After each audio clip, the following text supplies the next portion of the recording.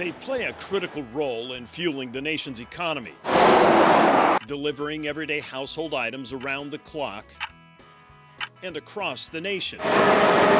According to the American Trucking Association, big rigs haul over 70% of all the freight tonnage of consumer goods moved in the U.S. Even though the economy is hitting on all cylinders, the trucking industry is facing a crisis that hasn't been seen or felt in nearly 34 years. It's in probably the worst condition it has been since deregulation in 1984. That long? Absolutely. Butch Rice is the president and CEO of Stallion Transportation in Beebe. What keeps him up at night, along with other trucking company owners across the nation, is the lack of drivers. This year was a big mark for retirement, and the reason why is because of the new hours of service rules, the new regulations that took place in March. What Rice is talking about is this, an electronic logging device, or ELD. By December of next year, all carriers and drivers must have them up and running. The device permanently tracks a driver's time, rest periods, and location. Safety features Rice fully supports. You're saying it's a positive thing. Some of the drivers out there might disagree with They it. took a 33% pay cut. Because of the ELDs? Because of the ELDs.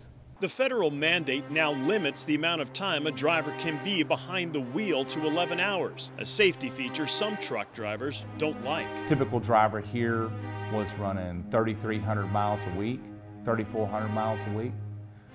Today, it's about 2,800 miles a week, and you're paid by the mile. Is it as alarming as it sounds?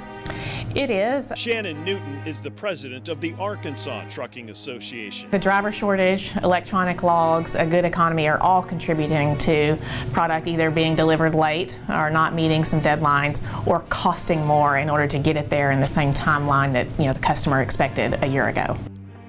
As a result, the industry predicts it will need to hire nearly 900,000 new drivers nationwide over the coming decade. But recruiting them is a challenge. For somebody to tell them that you're going to go be away from your family for 7 days or 14 days, whatever that company policy is, it's a lot harder to attract people into that market.